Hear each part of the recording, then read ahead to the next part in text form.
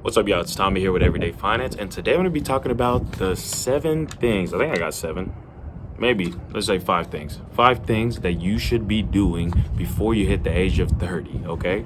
So, if you're someone who's already 30, then this is going to be perfect for you to get an idea, kind of like a litmus test, and see if you're on the right track. And if you're below 30, these are things that you want to already start looking at, checking off before you get to that point, okay?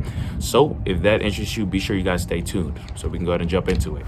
All right, so number 1 is going to be an emergency fund, man. I think that's huge. That's huge. There's like a statistic out there that was crazy. It was something like, I want to say it was like 60% of Americans didn't have, like $2,000 in their savings or $1,000 in their savings.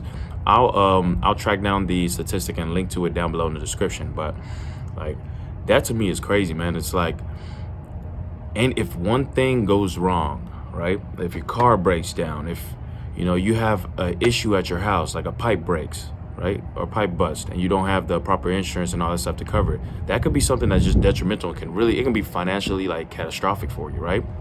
And so I always recommend people like have a emergency fund. I think it's more about just having the peace of mind. I think the peace of mind is what's key, right? Because it's just not having to worry about where you're going to get the money, and just knowing that, sure, it's a setback, but you can just take care of it immediately and keep it pushing.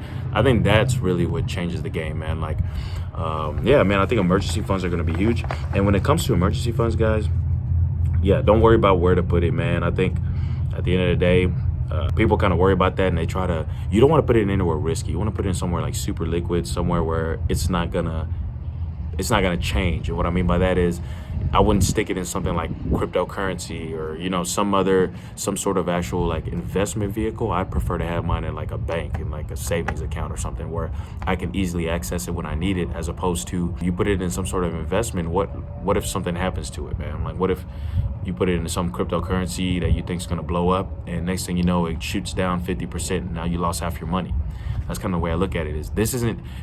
An emergency fund isn't for investing. It's not to make money. It's just to give you a sort of a buffer if anything were to happen, whether you lose your job or whether you have some sort of issue where you need to fix something needs to get fixed in your house, on your car, or whatever it is.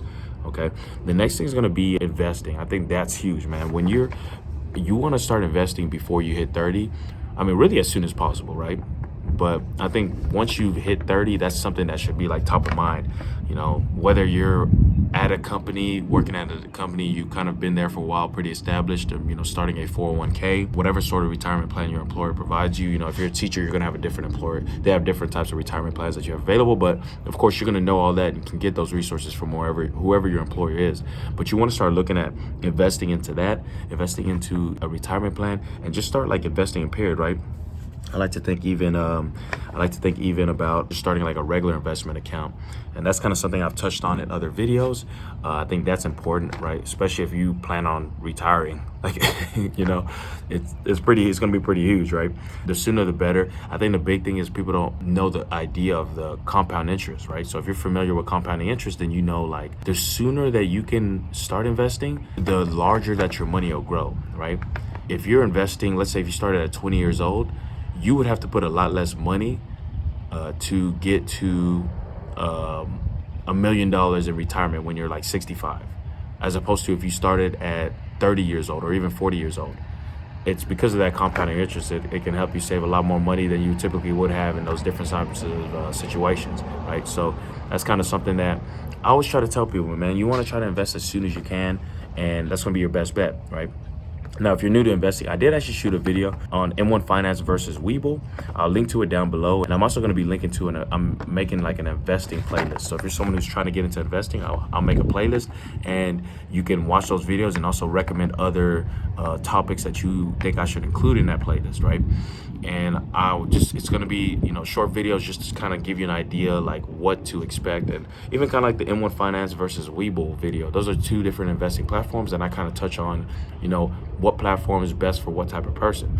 So if you're in a situation where you're not sure where to start, go check that video out, as well as my other videos that I have in that playlist. Okay. And now this point actually touches it on point number 7 that I'll have. So I'll kind of be circling back to it as well. So be sure you stay tuned for point number 7 so you can kind of see how it all links together. Now, another thing is going to be number 3 is going to be build a strong credit score. I think that's also important, just because credit, I think, is part of like the foundation of your finances, because eventually at some point you're going to have to get something on credit, right? And whether it's a mortgage, a car loan, whatever it be, right? And you just want to make sure that you're in the best situation whenever you do that.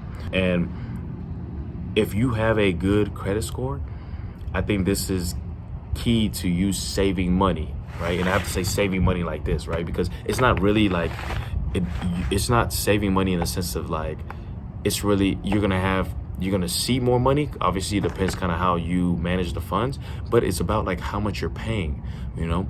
Someone with a bad credit score compared to someone with a good credit score, they could buy the exact same house and one person could pay, you know, hundreds of thousands of dollars more in interest, right?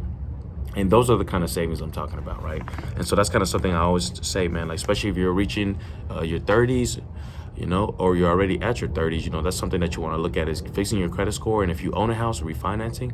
If you don't own a house, then you're going to be in a good situation to get that house and make sure that you're not overpaying for it, right? That's always a point I recommend to touch on to get you right for really any credit products, not even just a house. Another thing too is if you are in a situation where your credit's not as good as you want it to be, check out my credit playlist. I'll link to that as well down below. That's going to kind of show you what you can do to fix your credit based off of whatever issues you have. I touched on things like late payments, inquiries, collections, charge-offs, everything. So pretty much everything that could be on your credit. So go ahead and check that out. It'll be down in the description down below. Another thing is number 4 is setting a budget. Okay, you want to set up a budget, some sort of method where you're kind of tracking your expenses, because you don't want to be in a situation where you're just kind of winging it and, you know, you're not really sure how much money you have coming in. Or because one thing you realize whenever you actually start looking at your expenses, you're gonna start realizing that you're really blowing a lot of money on things that really have no value for you, right? Things that you're like, oh, I'm spending money on this, on that. Like, I don't even need that. And I'll cut it off. Next thing you know, oh, you saving an extra $200 a month, right? That's $200 you could use to invest, or you can use to, you know, even enjoy with, right? You can use that money to go on a trip or something. Who knows, right? You just got to know how much money you have coming in and going out. And that's really, it's going to be key, especially whenever you start looking into or planning your future, right? Deciding what your retirement is going to look like, or how you're going to live the rest of your life, how you can get to financial freedom. So that's one thing that's huge. Another thing is establishing goals, man. It's huge. Savings and wealth goals, right? How much money you're trying to save, whether it's every month, every year, what have you, and how much you're trying to invest. I recommend you have goals for short or mid, you know, you have short or mid-term goals, things like buying a house. Like, already start setting those goals and setting milestones for yourself. Like, oh, I need to save X amount of money. Okay, boom. Now I need to save an additional money for, I want to have a vacation with the kids. Boom. So I start working towards saving that, right? And having those goals, you're going to be able to reach those because you now know what you're trying to achieve.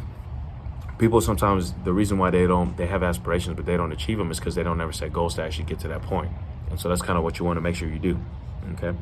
And also setting wealth goals about how you want your future to look like. I'm going to be touching on that a lot in my future videos. It's kind of like, how and where do you want to retire, right? A lot of people don't think about it. They say, oh, I want to retire. But like, what do retirement look like for you? Getting a concrete idea of what that looks like for you, that's whenever you're going to see that you're going to start achieving those goals, right? And I think that's the mistake people make, is you have goals, but then they're kind of abstract. Like, oh, you know, I want to one day retire, okay? Or I want to one day have a good job, but you don't really talk about what that good job looks like for you, what kind of income you'd want to have from that job. Once you set those things, you're gonna realize, once you really start diving into the details, you're gonna achieve a lot more, okay, when it comes to your goals. Now I'm running a little out of battery here, so I'm gonna be running through these other ones a little quick. But another thing is buying insurance, man. Buy the insurance you need.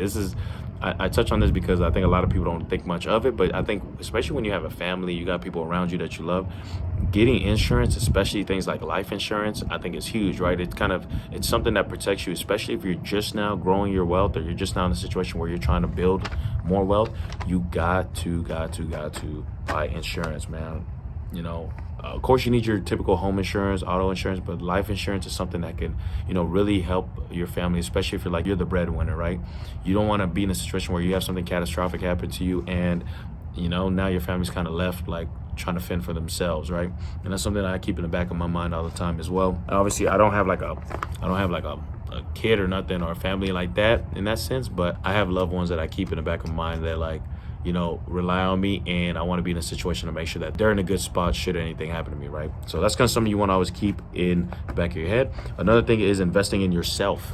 This is huge, man. A lot of people nowadays, we're so used to like the Amazon 2-day shipping, getting everything quick that we're not even taking the time to improve ourselves, right? We'd rather pay somebody to do something for us as opposed to us taking the time to learn it, right?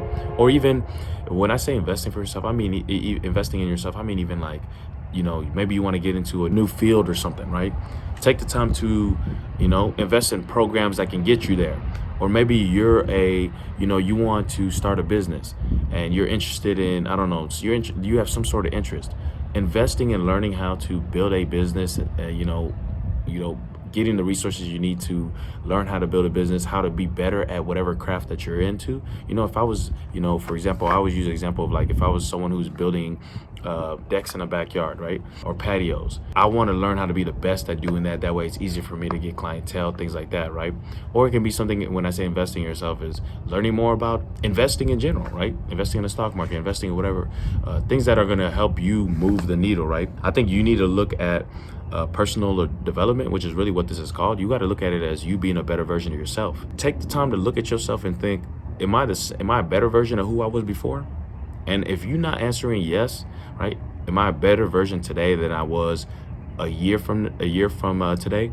Then that's something you want to look at, man. You want to keep improving, keep getting better, right? That's how you enjoy and end up having a better life, because you're seeing that progress in every aspect of your life. And that's going to pass down for generations, right? When you have kids, if you want to have kids, right?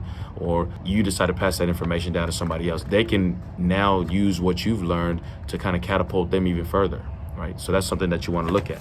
And really, those are the main points, man. Really, the main things that I wanted to touch on is just doing these things before you turn 30 is going to be a game changer, set you ahead of majority of society. A lot of people out there aren't thinking about this stuff. They're not thinking about how they can be a better person. They're not thinking about how they can protect themselves, how they can have emergency funds, things like that. And even if you're past 30, man, like, you still got time, right? The best time was yesterday.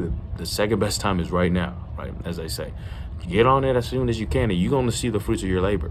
It's going to seem like you're too far behind, but just take it a step at a time, and before you know it, you're going to be reaching, and you're going to be at a place in your life that you never thought you would be, right? You're going to be shocked at the progress you have 6 months, a year down the road, right? And knowing you just getting started and you're just going to keep crushing it, that's something that's going to motivate you to keep pushing, right? And so that's going to be the gist of this video, guys. I'm going to link to some things down below, some resources that are going to point you in the right direction, things that I mentioned in this video, as well as other resources that I think are going to be useful as I'm uploading this video. Be sure to check those out as well. Now, if you have any comments or any other videos you'd like to see, throw them down in the description below as well. And that's pretty much the gist of it, man. Be sure that if you found value in this, you throw a like down below as well. You hit the subscribe button down below so you don't miss any of my future videos, and throw in the comments any other videos you'd like to see me shoot as well. Alrighty, so that's gonna be the gist of it for this video, guys. I appreciate you watching, and I'll see you at the next one. Peace.